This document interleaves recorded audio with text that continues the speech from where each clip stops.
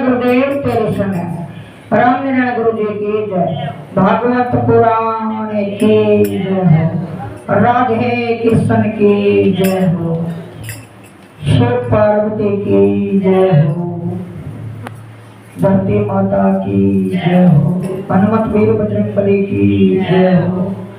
देखो,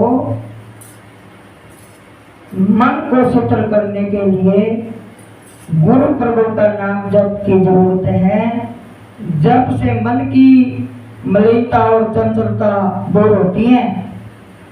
अब किसी भी मंत्र का जाप करो, संसारिक विषयों के संग से बिगड़े हुआ मन गुरु प्रभु का ध्यान करने में सुधरता है।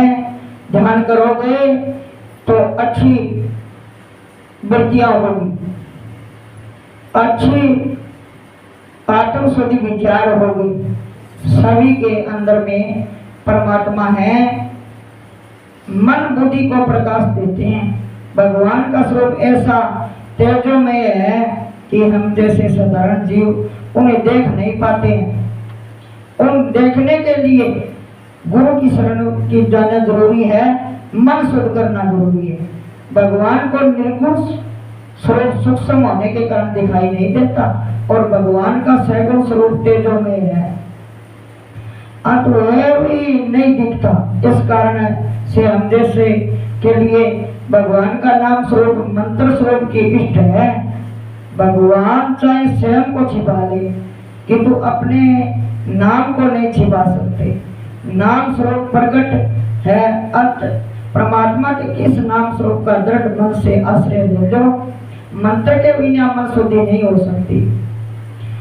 देखो, जो यहाँ मिंद्र के अंदर आते हो, ये मिंद्र आपके गांव नाइयाला में बने हुए हैं, तो इनमें ओम नमः शिवाय जाप करोगे तो आपके मन में शांति आएगी। आप गुरु का नाम जपोगे, आत्म में शांति आएगी। ये बात, ये जो मिंद्र के अंदर आते हो, भावना रखते हो मेरा काम सुधर जाए, मुझे कुछ मिल जाए, तो ये प्रोक्ष चीज है। और केवल अप्रोक्ष केवल गुरु की भक्ति है। अप्रोक्ष वो चीज है, ये प्रोक्ष चीज है। मांगे से मिलता है। तो लौकिक वासना के जागने पर वह सुधरेगा, मंत्र के बिना नहीं सुधरेगा। वासना का नाश वासना से करना पड़ता है। अस्त वासना का विनाश सद्वासना से होगा। जब मनुष्य सोचेगा कि मुझे जन्म मरण के फेरों से मुक्त होना है, मुझे गोलोक कथा में जाना है, क्योंकि गोलोक गौ की सेवा है और शिव पार्वती के शिवलोक और विष्णु लक्ष्मी की वैकुंठ लोक, ब्रह्मा सरस्वती ब्रह्मलोक, ब्रह्मलोक। तो ये गुरु का स्थान अपने जो नाम जाप दिया उसका जाप करना पड़ता है। वो स्थान गुरु की बार बार नंबर है। तीनों देव और शक्तियां भी, जो भगवान राम आए थे उन्होंने गुरु धारण किया और एक दूसरे को वे गुरु मानते हैं। शिव जी कहते हैं ब्रह्मा जी के पास जाओ, ब्रह्मा जी कहते हैं शिव जी के पास जाओ, विष्णु जी कहते हैं शिव जी के पास जाओ। इसी प्रकार वो एक से बड़े मानते हैं। और अच्छा, अब हमें आपको एक राजा के कथा कह रहे हैं। और राजा ने ऐलान दे दिया, बकरा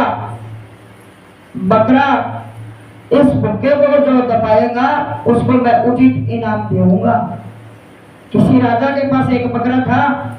सुनिए जी जरा, राजा ने एक बार ऐलान किया कि इस बकरे को जंगल में चराकर जो उसे तृप्त करके लाएगा उसे मैं आधा राज्य दूंगा, किंतु बकरे का पेट पूरा भरा है या नहीं इसकी परीक्षा मैं खुद करूंगा।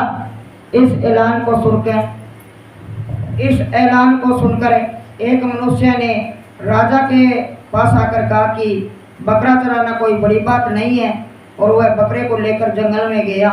वहाँ सारा दिन उसने कोमल हरी घास बकरे को खिलाई। शाम होने पर उसने सोचा कि अब तो बकरे का पेट भर गया होगा, क्योंकि सारा दिन उसे चराता फिरा हुआ हूँ। बकरे के साथ वह राजा के पास आया। राजा ने थोड़ी सी हरी घास बकरे के आगे रखी तो बकरा उसे खाने लगा। इस पर राजा ने उस मनुष्य से कहा कि तूने उसे पेट भर खिलाया ही नहीं है, और ना वह घास क्यों खाने लग जाता। भौंतों ने बकरे के पेट भरने का प्रयत्न किया, परंतु जो ही दरबार में उसके सामने घास डाली जाती कि वह खाने लगता। एक सत्संगी ने सोचा कि राजा के इस ऐलान का कोई रहस्य है, परंतु वह है मैं युक्ति में से काम लूँगा। वह बकरे को चराने के लिए ले गया। जब भी बकरा घास खाने के लिए जाता तो वह उस उसे लकड़ी से मार देता।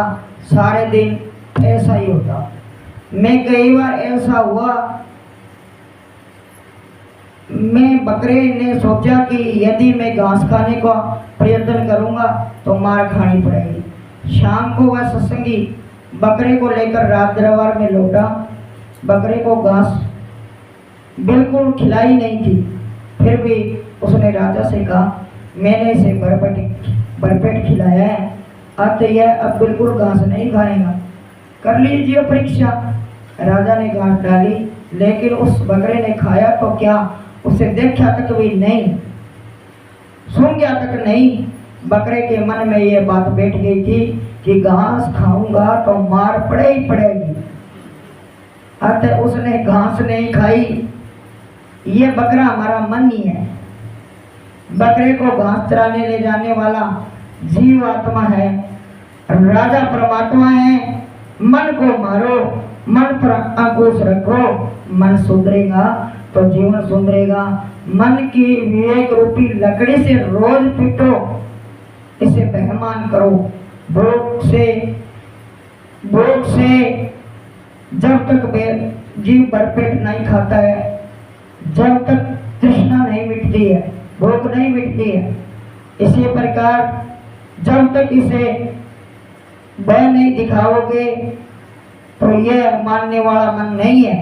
भोग से जीव प्रवृत्त नहीं हो सकता, त्याग में तृप्ति समाई हुई है। मन अहंता और ममता से भरा हुआ है।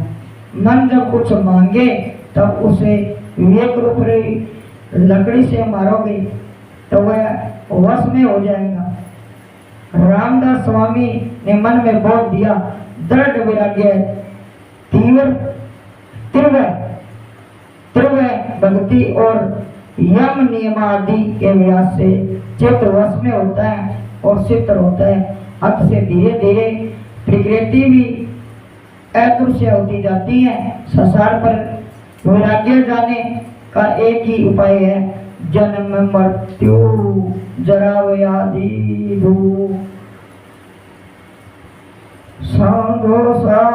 दर्शनम। इस जगत में सुखी होने के दो मार्ग है, ज्ञान मार्ग है और दूसरा भक्ति मार्ग है। तो अब सुनिए, एक बार